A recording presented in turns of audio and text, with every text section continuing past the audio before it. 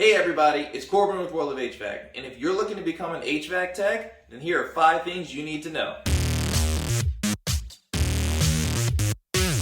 First things first, this job is physically demanding. Straight off the bat, our job is dedicated to heat. Whether it's generating it, moving it from one place to another, or crawling around in an attic for hours at a time, you will be dealing with the heat. While you're dealing with the heat, you might be in a cramped space with your face stuck in insulation, or trying to work on something in the dark surrounded by wasps in the middle of July. Attics do have decking, but we all know how cheap contractors can be. Plenty of crawl spaces are just ceiling joists where you have to balance on your knees while carrying a piece of equipment, and one slip will send you right through the sheetrock. This equipment is not light.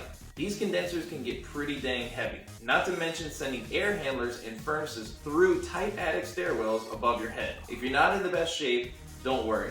You'll probably have to poke a couple holes in your belt after your first summer.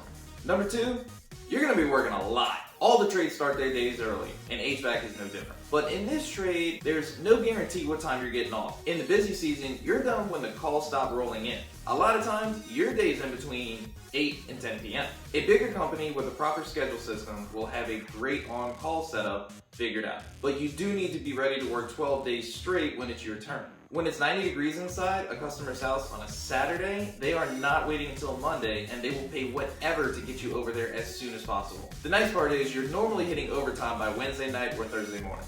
Number 3, learn to budget your money.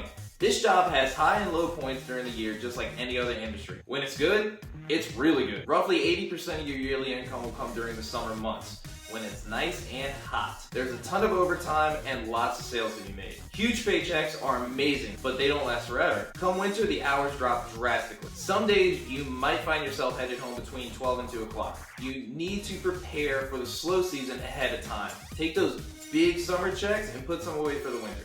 Number 4, dude, these tools are expensive. You will need to invest in copper, sheet metal, plumbing, and electrical hand tools, just to name a few. Once you have a couple of bags set up with those, you will need the big ticket items. Now, my favorite gauges are the Fieldpiece S-Man 4, and they cost about $622 plus tax, and I need the hoses for them. Those cost about $100. My meter, the Fluke 902FC, was about $300.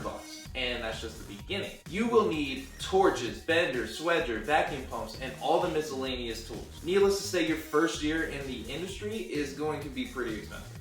Number 5, it can get pretty dangerous. Every job comes with risks, and HVAC has quite a few. Every piece of equipment is powered by electricity, and you will need to troubleshoot while the system is running. You're going to be using oxyacetylene torches for brazing, and those pipes get pretty freaking hot and can easily cause burns. If you catch a little bit of refrigerant on fire, it's going to create phosgene gas, and it burns like hell when you breathe it in.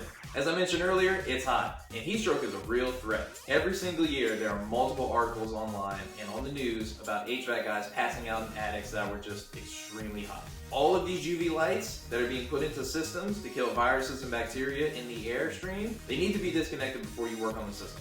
If not, it will seriously burn your eyes.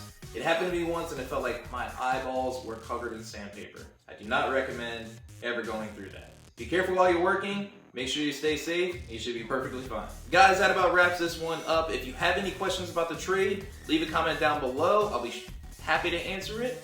Please hit the like button to support the channel and hit subscribe to see everything that's coming out in the future.